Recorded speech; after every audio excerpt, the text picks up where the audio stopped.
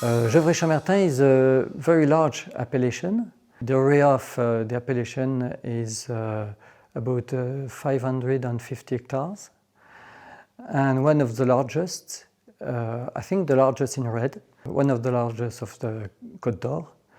And it's only with one color, red, because it's only planted with the Pinot Noir. You have several terroirs in Gevrey-Chambertin, because we have a big valley, a big combe, Combe Lavaux, which has sprayed gravels. So we have a terroir on gravels, we have terroir with more slope, and we have a north coast in Gevrey-Chambertin with a lot of clay, and southern one with all the village, of course, on the Premier Cru's and Grand Cru's. So it's a nice diversity of wines in Gevrey-Chambertin, from very elegant wines in the lower part of Gevrey up to wines with more structure and more tannins as well. So the power of the wines are quite evident in Gevrey-Chambertin, but it's a power with elegance, and it's a soft power. Gevrey-Chambertin wines can vary from the different situations, different terroirs. So we have a lot of characteristics of Gevrey-Chambertin, of wines. But mainly the Gevrey-Chambertin was very well known with the power, the tannins of the Gevrey-Chambertin, because of the quality of the clay, which is a very nice quality of clay in Gevrey-Chambertin. The appellation of Gevrey-Chambertin hasn't changed a lot since the beginning of the INAO, AOC, because it's well defined, and with the Bourgogne on the lower part, some Gevrey-Chambertin, and after you have the Premier Cru's and the Grand Cru. We have the forests on the western part. Changes of production is plowing.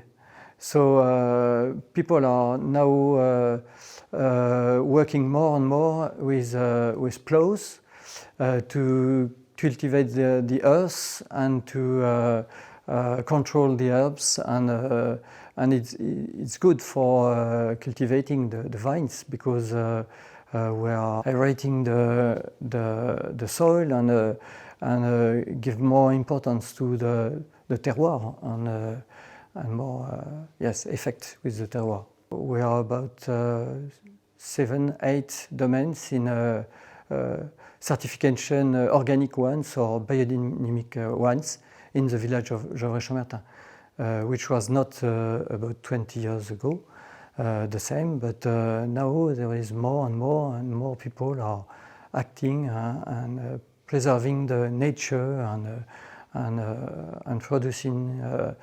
producing the wines more natural.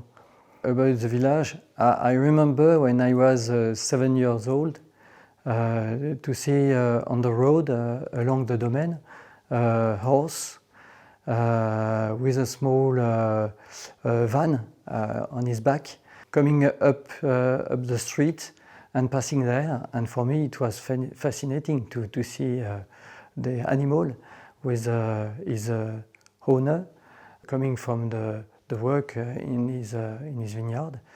And it was a survival of the time where people were working like that. There's a lot of some horse here now working in the vineyard. I have a friend who has 2 horses, and he does this because he likes to do that. It's a good way to be more close to the nature. When a horse works, it's working in the good way, because when the soil is too dry or too wet, a horse cannot work. So it's a good way to see the way of working and cultivating with the earth. 3 works with Gevrey-Chambertin. The first is Prestige, because of the name of the Chambertin, which has given its name to the name of the village, Gevrey-Chambertin. It was so famous in the 19th century that people have joined the name Chambertin to the name of the village in 1847. It was the first village which did that.